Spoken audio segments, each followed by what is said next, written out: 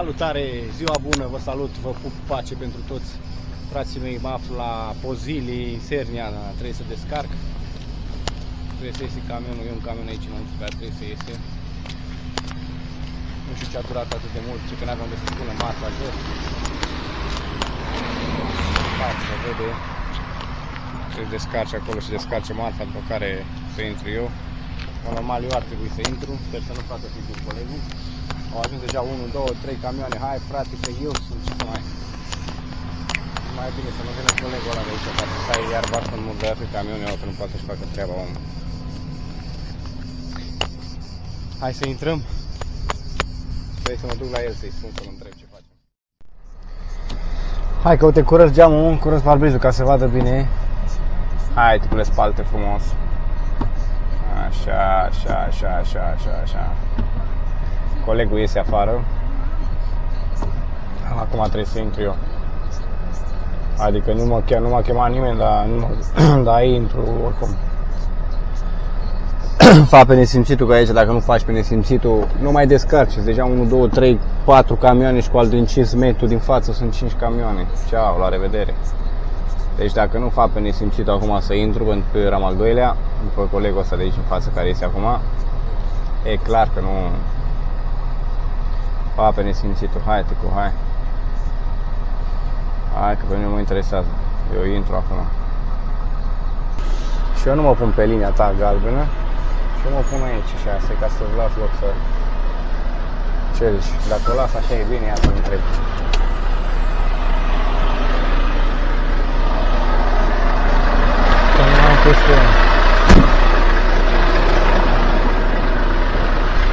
Unde-i, mă? Unde-i fugi, mă? Senti! Te lascio così, va bene? Așa. Hai să luăm și noi tentativa asta de veste fosforescente. Asta e o tentativă, dar e foarte comodă, da? Să știți că e foarte comod, e beton. Mai ales pe căldurile astea acum, nu când transpiri. Dar să iei vestea aia care e... Na, asta ai pus așa de formă și la revedere. Te mai salvează de la transpirație. Bun. Numărul 1. Hai, numărul 2 să luăm încălțare în picioare. Iar numărul 3, hai să deschidem prelaza. Deci băiatul marfă.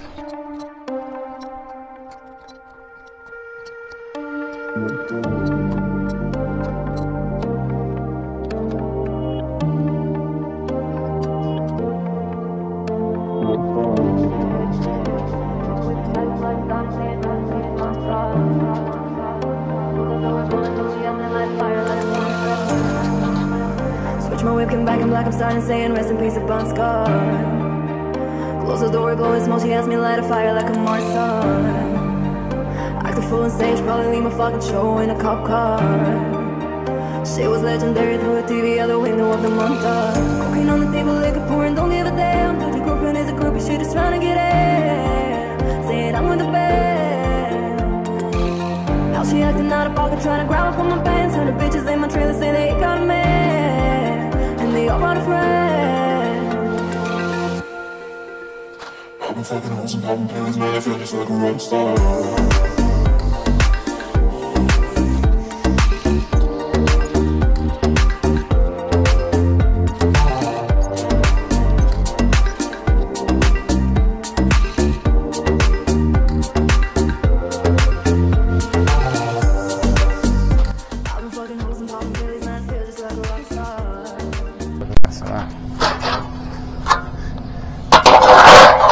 Revenim mai târziu. Ok, am revenit, hai să mergem să lăsăm și cea de-a doua descărcare. Am stop, mergem. Ceau Barcelona. Să lăsăm și cea de-a doua descărcare la casino, după care mai avem încă una și încă una. Deci practic și teoretic ca să avem 4 descărcări, dintre care una trebuie să sun clientul neapărat, că e un pic problematică. După care, dacă reușim să facem cele 4 descărcări pe ziua de azi, avem și încărcare. Ia uite-l, mă, ia uite-l, mă, ia uite-l, mă. Nu te duci, băi, gogâie. Dacă reușim să facem tot, am avea și încărcare. Iar încărcarea până la ora 6. Dacă mă încadrez să încar de astă seară ar fi bine, că așa mă pun pe pauză încărcat, dimineața plec de vreme, dacă nu trebuie să aștept până mâine dimineață ca să încar și să cobor jos la bare. Trebuie să încarc hârtie de la pescară, de la Manopelo mai precis. Nu știu cum se vede pe cameră pentru că nu am dat drumul în aplicație să văd exact despre ce e vorba. Și să-i dăm beach on the Saxon Beach. Oh, stai acolo, nu te faci. Nu te faci. Mai avem 12 km, 17 minute, cocoș. Sper să nu prind pauză de masă aici la băieți ca să mă mai facă, că eu practic și teoretic la ora asta trebuia să fiu descărcat de 3 descărcări. Doar că la un stabiliment de la Fiat de aici, unde am fost mai înainte și am făcut filmarea, am făcut la Insernia, acolo ziceau că au nevoie de marfă urgent și trebuia să fac ca prima descărcare. Și de fapt nu era așa, aveam deja 2 ore și ceva de când stăteam acolo. Băi, fratele, mă mai face să aștept mult. Și totul peste mână, pentru că de la Insernia trebuie să mă întorc acum înapoi la casino să las. Și ca să ce, acolo am pierdut deja 3 ore, 2 ore jumate. Și acum să mă întorc înapoi la casino. Dacă mă mai fac și băieții de aici să aștept, aici să mai ceau, s-a rovinat ziua, nu mai e zi, e toată încurcată, toată. Pentru că să faci 4 descărcări într-o zi și să prinzi și a 5-a încărcare, îți trebuie și un pic de... trebuie un pic să te arunci, trebuie și noroc, trebuie să te și arunci din camion, nu e că stai să aștepți până vine careva să descarci. Te dai jos acolo, te duci peste ei în birou, băi, trebuie să mă descarci, că patronul asta îi place la patron. Patronului ce-i place? Să nu vadă camionul că stă oprit, când a văzut că stă camionul oprit, ceau, s-a terminat.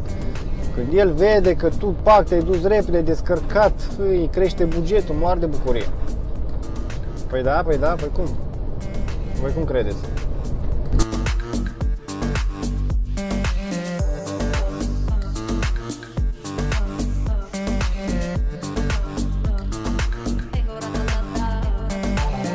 Ok, am revenit din nou, am făcut cea de-a doua descărcare la casino, am lăsat marfa repede la băieți aici, roșu, că vine cocoșul. Acum mergem la cea de-a treia descărcare, după care, aici aveam adresa greșită pe acte. A trebuit să intru pe Google să găsesc o altă, să le bag firma lor, am găsit alte numere de telefoane, am luat un alt număr de telefon, am sunat și mi-a confirmat și femeia mi-a confirmat că nu e bună adresa care o am pe acte și că trebuie să vin la Insernia. Când ajung la Insernia, la un bar, mă opresc acolo să o sun din nou și vine ea să mă ia cu mașina să vedem unde trebuie să mergem. Deci așadar și prin urmare ne așteaptă o altă nebunie. Ne vedem mai încolo. Ok, am ajuns la Insernia, la Insernia Nord mi-a zis femeia să o sun când ajung, ca să-i las sacii de carton în care trebuie să pună ei, nu știu ce trebuie să pună ei. Alora că, hai să sunăm pe tantișor. Haideți să vă spun ceva, că tantișorul meu nu mai răspunde la telefon, nu mai vrea să mai răspundă. Și norocul meu e că eu am auzit că zicea ceva de contrada. Pentru că ea nu mai îmi răspunde la telefon. Mademoiselle nu mai vrea să-mi răspundă la telefon. Acum să-i dăm să vedem dacă e adevărat sau dacă nu e adevărat. Pentru că acolo m-am uitat și dacă nu e acolo nici n-am unde să mă mai întorc. Sigur voi bloca strada, sigur trebuie să dau cu spatele, să fac nebunii aici. Ce să mai asta e trag vlog? Aute fântănița, hai da, fântănița. Și m-am dus și iar m-am dus. Nu mai interzis să nu-mi pui, să nu-mi dai cu interzis, că m-ai băgat în ceață definitiv. Dacă îmi dai cu interzis, m-ai băgat în ceață definitiv. Dacă că se merge. Dacă mă duc până aici și mă duc degeaba și nu e, deci fraților, am pus-o grav de tot. Deci fraților, am pus-o grav. că n-am de să mă întorc.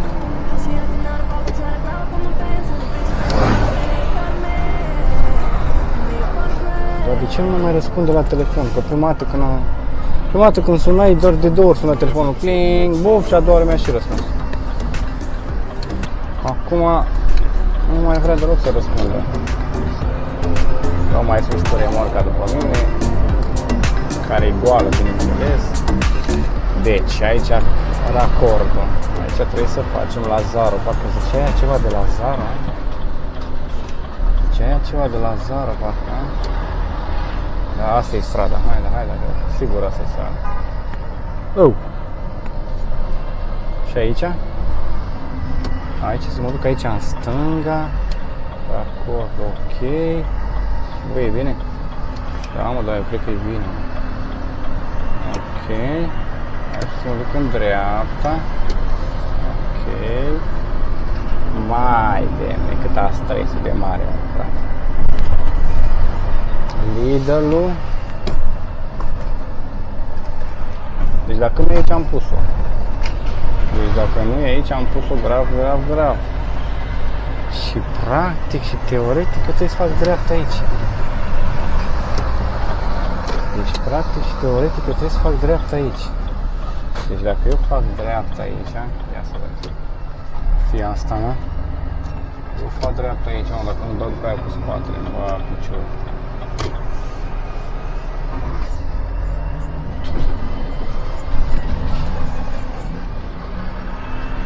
Aici vă faci, mă. Asta e că voi bloca tot aici, fratele. Eu aici vă faci.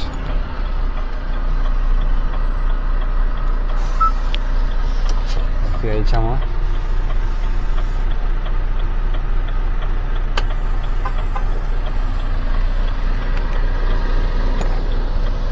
Cine, mă? Ia să opresc să văd dacă fie aici.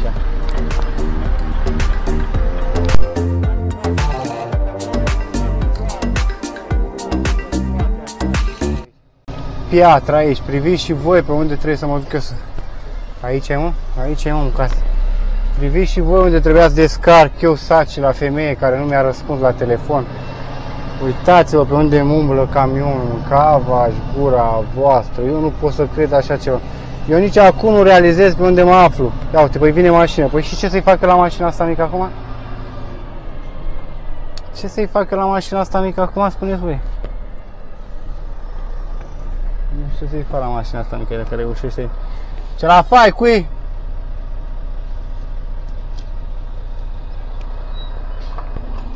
Uitați-vă și voi, mă, cava și gura voastră. Uitați-vă și voi, mă, cava și gura voastră, unde umblu eu, mă. Cava și gura.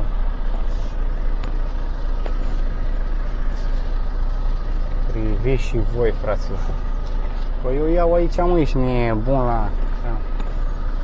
Păi, băiați, ce film. Pentru 4 pedane. Pentru 4 pedane de saci de carton care își pun ce își pun făină, ce și-o pune în ei. Ala, ce la face o girare, nu?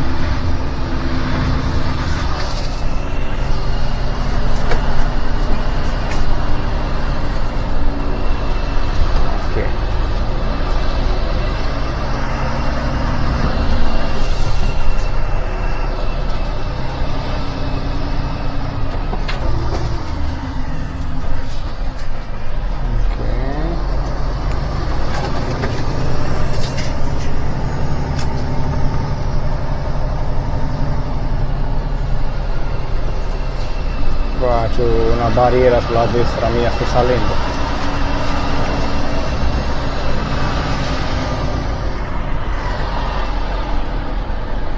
E adesso? Ah, sempre dritto vado in discesa. Madonna, qua che curva ho. Ah.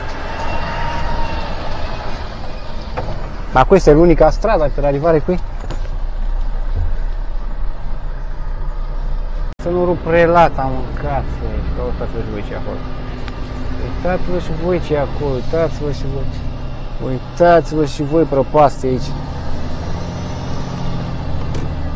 Hai că-s pe manual. Uitați-vă și voi, fraților, uitați. Luați de priviți. Ia ce se întâmplă sus. Cum să vii pe aici cu camionul, mă, în casă? Ăsta tot încerca să-mi spună mie în telefon, vino că pe aici mi intră, iasă, intră, pleacă. Vine și tirul vine pe aici. Păi de cap. Vine tirul, vine, tată, da. Asta nu e drum aici să zici cu camionul, mă, în casă. Haide, că nici nu mă așteptam la așa ceva. Deci eu astăzi nu mă așteptam la așa ceva. Mă gândeam că îmi răspunsă femeia la telefon, vin eu și te iau, că e clar, nu e acolo unde văzusem eu, e mai ușor, pe dracu e mai ușor. E practic exact strada care o văzusem eu prima dată. Știam că e urâtă, știam că pe aici nu prea e cum să ajungi, auzi. Ce, bă? Hai să dăm un claxon că ancora vine vreun să pot și pe aici spune el de pietre, spunea gagicarul ăsta. Aici de la curba aia unde sunt pietrele. Că s-ar putea să le iei după tine, așa zice. Și în față are dreptate. Ia să vedem dacă le iau. Da, hai să mă dau jos să vedem dacă le iau, dacă nu trebuie să dau înapoi.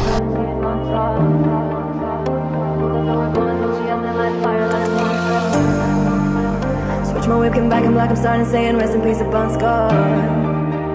Close the door, blowing smoke, she asked me to light a fire like a Mars sun. Act a fool on stage, probably leave my fucking show in a cop car. Shit was legendary, through a TV out the window of the montage. Cocaine on the table, liquor pouring, don't give a damn. Dude, your girlfriend is a groupie, she just trying to get in. Saying I'm with the band. Now she acting out of pocket, trying to grab up on my pants. Heard the bitches in my trailer say they ain't got a man, and they all brought a friend.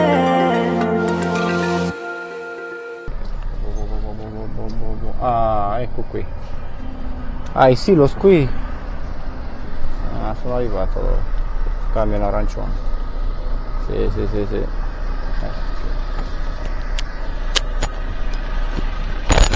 Riesce strada, frate. Nu se poate așa ceva. Nu se poate așa ceva, frate.